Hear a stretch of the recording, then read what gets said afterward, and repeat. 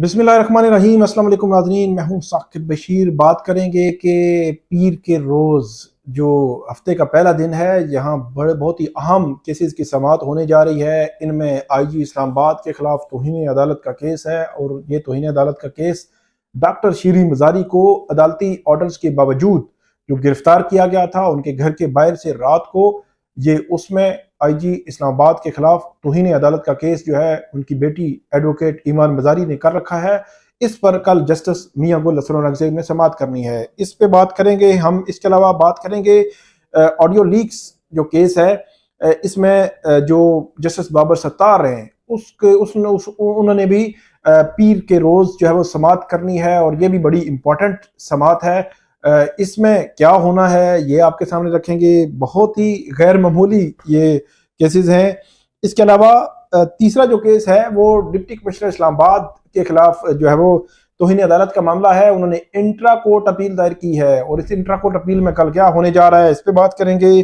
फिर जो अडयाला जेल के सुपरिटेंडेंट हैं उनके खिलाफ तौहीन अदालत की दरख्वास्त है और वो दरख्वास्त है कि इमरान खान के वकला को उनकी जो इस्लामाबाद हाई कोर्ट के ऑर्डर्स के बावजूद मुलाकात नहीं करवाई गई। इन तीनों जो है वो मामलात पे जो है बात करेंगे। सबसे पहले तो हम बात करते हैं कि IG इस्लामाबाद के खिलाफ जो केस है, ये केस है डॉक्टर शीरी मज़ारी। उनको वो इस्लामाबाद हाई कोर्ट में आई थी, उनको गिरफ्तार किया गया, फिर एक केस, दूसरे केस, तीसरे केस पे इस्लामाबाद हाई कोर्ट आई।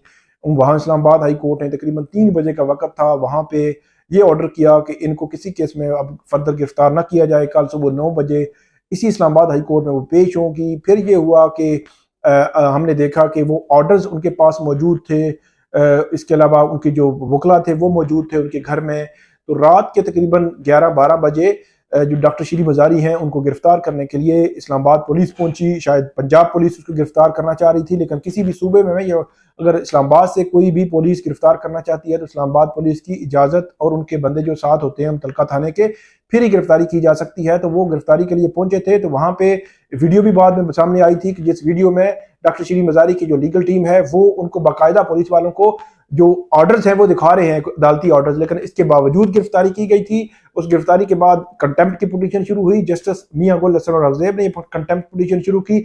अब जो स्टेज है कि कल इससे कबल जो समाअत हुई थी उसमें जो इस्लामाबाद पुलिस है उसने कहा था कि मुतलका जो उस वक्त एहलकार थे उनके खिलाफ तादीबी कार्रवाई शुरू कर दी गई है कि उन्होंने क्यों अदालती जो ऑर्डर था, अदालती हुक्म था, उसकी खिलाफ वर्जी की और उसके खिलाफ जो है वो कंप्लाइंस रिपोर्ट है कल जो है वो जमा होनी है उस पर कि क्या कार्रवाई की है IG इस्लामाबाद की इस तौहीन अदालत केस में इस्लामाबाद पुलिस ने या IG इस्लामाबाद ने क्या कार्रवाई की है। एक तो ये मामला है। दूसरा मामला है डिप्टी कमिश्नर इस्लामाबाद जिनको गुज़श्ता रोज जस्टिस बाबर सत्तार ने उनको सजा सुनाई थी, उनको कैद की सजा सुनाई थी, जुर्माने की सजा सुनाई थी। SSP ऑपरेशंस थे, SHO थे, DPO जो है उनको बरी कर दिया गया था।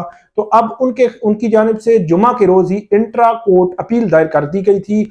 उसी रोज जो है वो चीफ जस्टिस आमिर फारूक और जस्टिस तारिक महमूद जहांगीरी की सरबराही में बेंच भी बन गया था। अब इंट्रा कोर्ट अपील पर जो है वो समाअत होनी है। कल जो है वो पीर के रोज समाअत होनी है। उसमें अब देखना है कि अदालत करेगी क्या, लेकिन 30 रोज के लिए जस्टिस बाबर सत्तार ने खुद भी उस केस को जो है वो उस पर सस्पेंशन दे दी थी कि 30 रोज के लिए उसका ऑर्डर जो है सस्पेंड कर दिया था।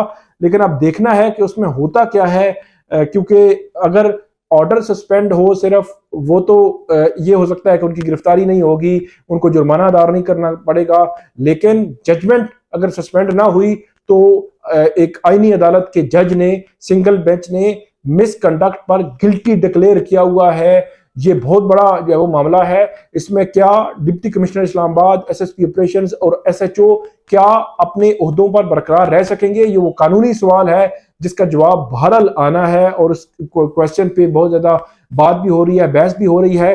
लेकिन चीफ जस्टिस आमिर फारूक और justice Tariq Mahmood Jahangiri intra court appeal में डिप्टी कमिश्नर इस्लामाबाद की जो इंट्रा कोर्ट अपील है उस पर समाअत करेंगे। उस समाअत में ही पता चलेगा कि होना क्या है, मामला किस तरफ जो है वो जा सकता है। इसके अलावा अदालती हुक्म के बावजूद जो वकला थे उनको, PTI के वकला थे, उनकी इमरान खान साहब से मुलाकात नहीं करवाई गई। उस पर भी कल जो है वो समाअत होनी है। और ये जो तौहीन अदालत की दरख्वास्त है ये जो अडयाला जेल के सुपरिटेंडेंट हैं उनके खिलाफ है और उनके खिलाफ तौहीन अदालत की कार्रवाई शुरू करने की इस्तदा की गई है। अदालत ने यह कहा था कि जो वकला हैं इनकी मुलाकात हर सूरत करवाई जाए और उस मुलाकात में कोई हर्डल भी नहीं होनी चाहिए और आइंदा कोई दरख्वास्त भी यहाँ लाने की जरूरत नहीं है, क्योंकि ये काम जो है वो अडयाला जेल के सुपरिटेंडेंट को करना चाहिए। लेकिन फिर भी तौहीन अदालत की दरख्वास्त आ गई है, इस पर देखते हैं कि क्या अब फर्दर जो है वो अदालत जो है वो क्या करती है। इसके अलावा एक और बड़ा इंपॉर्टेंट मामला है जिसको पीर के रोज ही समाअत होनी है, जस्टिस बाबर सत्तार। ये बहुत अहम इस लिहाज से है कि ऑडियो लीक्स में बुशरा बीबी की और सरदार लतीफ कोसा की एक ऑडियो लीक का मामला आया था। फिर जो नजमो साकिब है, साबिक चीफ जस्टिस साकिब निसार के बेटे, उनकी एक ऑडियो लीक थी जो उस वक्त किसी पीटीआई के जो एमपीए के कैंडिडेट से बात कर रहे थे और लेन देन की बात हो रही थी और बुशरा बीबी की भी कोई क्लाइंट्स के हवाले से और इमरान खान की बहनों के हवाले से बात हो रही थी। तो ये दोनों ऑडियो लीक्स आई थी, जिसके खिलाफ शुरू में तो नजमो साकिब के खिलाफ जो उस वक्त की पार्लिमानी एक कमेटी बनी थी, उस कमेटी ने कार्रवाई शुरू की थी, लेकिन उसको इस्लामाबाद हाई कोर्ट में चैलेंज किया गया था।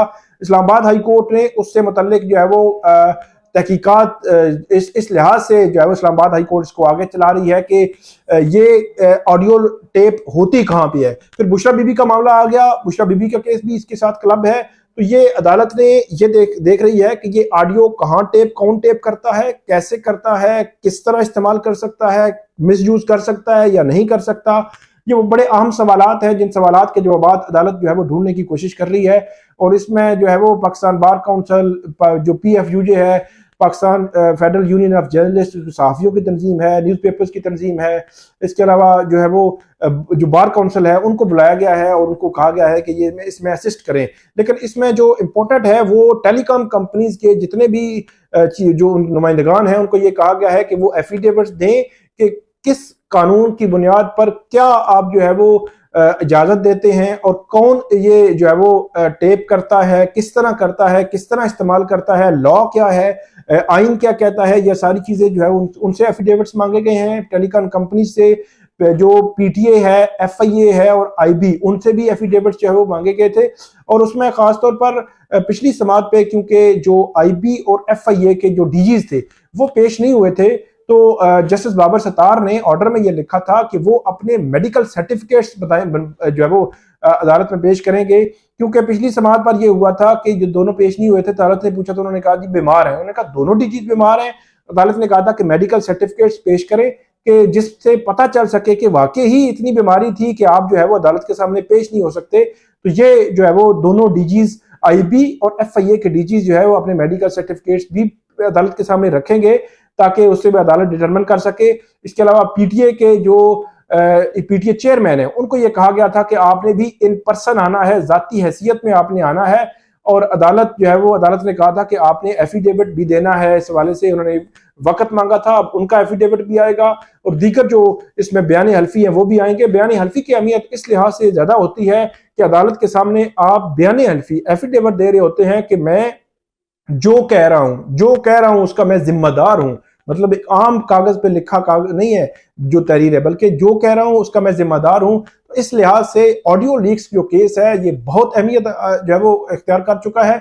और ऐसे लगता है कि जस्टिस बाबर सत्तार जो है इसकी इन डेप्थ में पहुंचना चाह रहे हैं कि ऑडियो टेप कौन करता है, लीक कौन करता है, किस हैसियत में करता है, किस लॉ के तहत करता है, किस आइन की प्रोविजन के तहत करता है, और जो टेलीकॉम कंपनीज हैं उनका क्या किरदार है, जो इंटरनेट प्रोवाइडर्स हैं उनका क्या किरदार है, PTA का क्या किरदार है। और उसको इन डेप्थ जो है वो अदालत देख रही है।